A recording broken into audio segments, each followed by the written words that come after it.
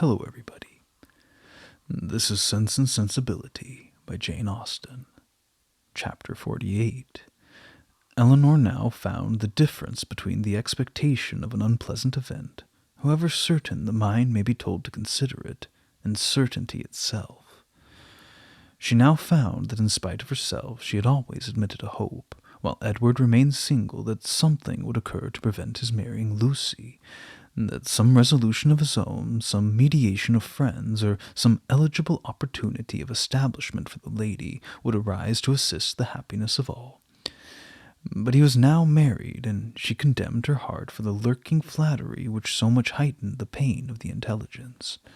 That he should be married so soon before she imagined he could be in orders, and consequently before he could be in possession of the living, surprised her a little at first.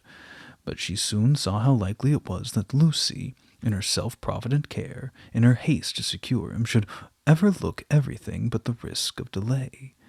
They were married in town, and now hastening down to her uncle's. What had Edward felt on being within 4 miles of Barton, on seeing her mother's servant, on hearing Lucy's message? They would soon, she supposed, be settled at Delaford, that place in which so much conspired to give her an interest which she wished to be acquainted with, and yet desired to avoid. She saw them in an instant in their parsonage house, saw in Lucy the active, contriving manager, uniting at once a desire of smart appearance with the utmost frugality, and ashamed to be suspected of half her economical practices, pursuing her own interest in every thought, courting the favor of Colonel Brandon, of Mrs. Jennings, of every wealthy friend. In Edward she knew not what she saw, nor what she wished to see. Happy or unhappy, nothing pleased her.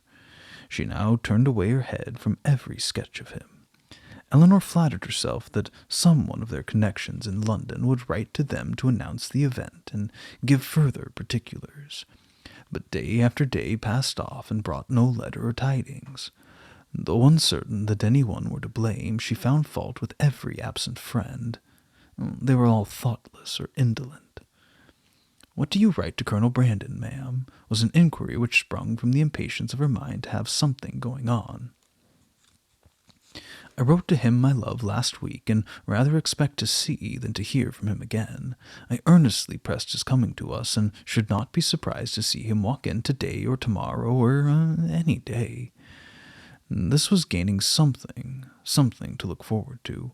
Colonel Brandon must have some information to give. Scarcely had she so determined it when the figure of a man on horseback drew her eyes to the window. He stopped at the gate. It was a gentleman. It was Colonel Brandon himself.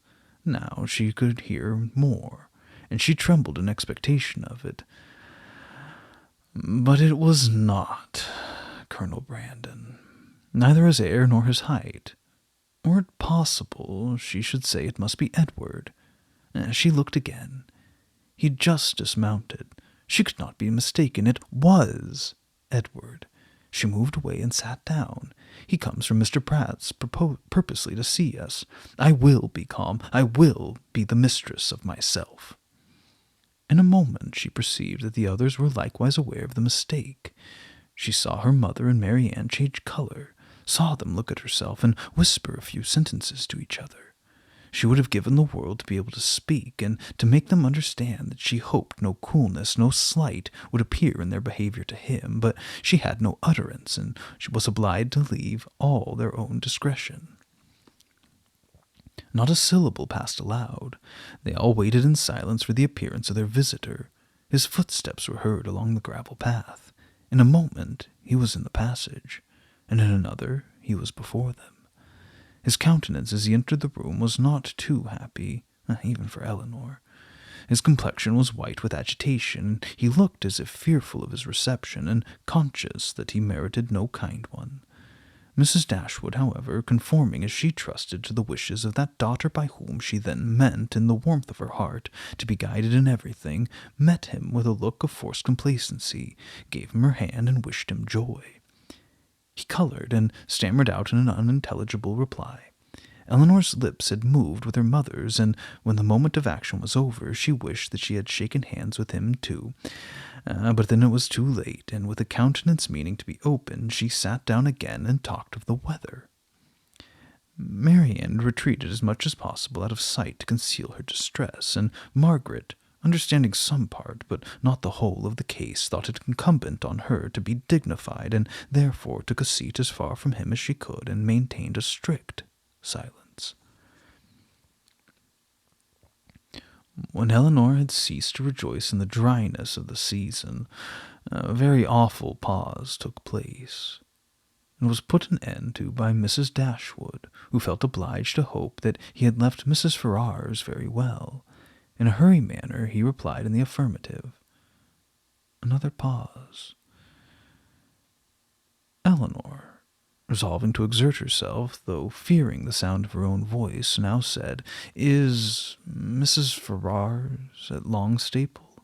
"At Longstaple," he replied, with an air of surprise. "No, my mother's in town." "I meant," said Eleanor, taking up some work from the table, "to inquire after Mrs. Edward Ferrars." She dared not look up, but her mother and Marianne both turned their eyes on him. He colored, seemed perplexed, looked doubtingly, and after some hesitation said, "Perhaps you mean my brother. You mean Mrs. Robert Ferrars."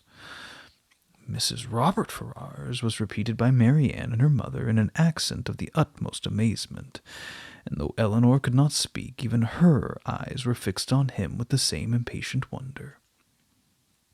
He rose from his seat and walked to the window, apparently from not knowing what to do, took up a pair of scissors that lay there, and while spoiling both them in their sheath by cutting the latter to pieces as he spoke, said in an unhurried voice, "Perhaps you do not know, you may not have heard that my brother is lately married to the youngest, to Miss Lucy Steele."